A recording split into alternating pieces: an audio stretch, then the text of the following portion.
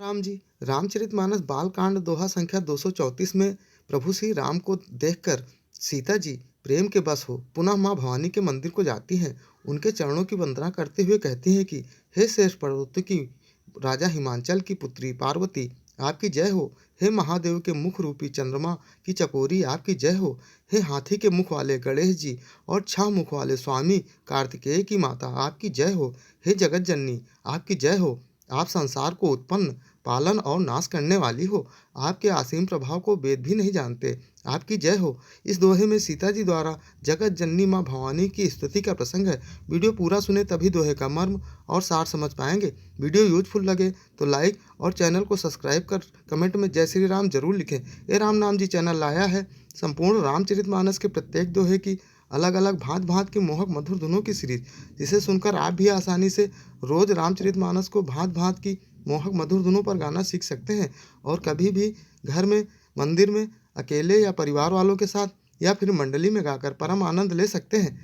मंगल भवन अमंगल हारी हो,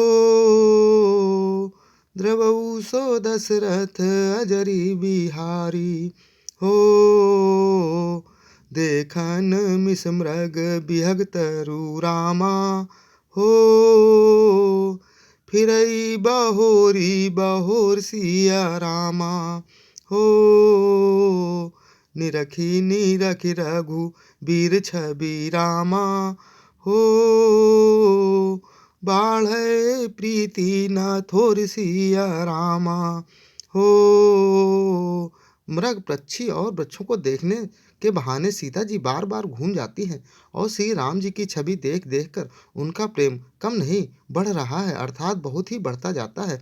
जानी कठिन शिव चाप बिसूरती हो, चली राखी उर श्यामल मूरति हो। प्रभु जब जात जानकी जानी हो, सुख सनेह शोभा गुण खानी हो। शिव जी के धनुष को कठोर जानकर वे बिसूरती मन में विलाप करती हुई हृदय में श्री राम जी की सांवली मूर्त को देखकर चली। शिव जी के धनुष की कठोरता स्मरण आने से इन्हें चिंता होती थी कि ये सुकुमार रघुनाथ जी उसे कैसे तोड़ेंगे। पिता के प्रण की स्मृति से उनके हृदय में क्षोभ था कि इसलिए मन में विलाप करने लगी। प्रेम बस ऐश्वर्य की विस्मृतियाँ हो जाने से ही ऐसा हुआ। फिर भगवान के बल का स्मरण आते ही वे हर्षित हो गई और सावली छवि को हृदय में धारण करके चली। प्रभु श्री राम जी ने जब सुख, स्नेह, शोभा और गुणों की खान जानकी जी को जाती हुई जाना, तब परम प्रेम मैं मृदुमसी कीन्ही हो, चारु चित्त भीति लिखी लीन्ही हो।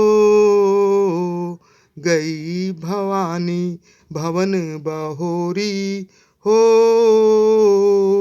बंदी चरण बोली कर जोरी हो। तब प्रेम और कोमल स्याही बनकर उनके स्वरूप को अपने सुंदर चित्त रूपी भित्ति पर चित्रित कर लिया। सीता जी पुनः भवानी जी के मंदिर में गई और उनके चरणों की वंदना करके हाथ जोड़कर बोली, जय जय जय गिरिवर राज किशोरी हो, जय महेश मुख चंद चकोरी हो। जय गज बदन खड़ानन माता हो, जगत जननी दामिनी दूती गाता हो। हे श्रेष्ठ पर्वतों के राजा हिमांचल की पुत्री पार्वती, आपकी जय हो, जय हो। हे महादेव जी के मुख रूपी चंद्रमा की ओर टकी लगाकर देखने वाली चकोरी, आपकी जय हो। हे हाथी के मुख वाले गणेश जी और छह मुख वाले स्वामी कार्तिकेय जी की माता जगत जननी, हे बिजली की सी कांति युक्त शरीर वाली, आपकी जय हो। नहीं तव आदि मध्य अवसाना, अमित प्रभाव वेद नहीं जाना हो। भव भव विभव पराभव कारिणी हो, विश्व विमोहनी स्वबसी बिहारिणी हो। आपका ना आदि है और ना मध्य है और ना ही अंत है। आपके असीम प्रभाव को वेद भी नहीं जानते। आप संसार को उत्पन्न, पालन और नाश करने वाली हो, विश्व को मोहित करने वाली और स्वतंत्र रूप से विहार करने वाली हो।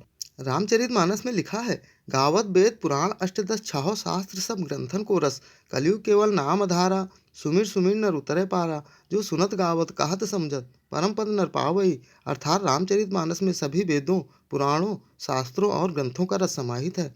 कलयुग में केवल राम नाम ही मुक्ति का आधार है, जिसे कभी भी किसी भी प्रकार से कहने, गाने, सुनने और समझने मात्र से भी मनुष्य परम पद पाते हैं।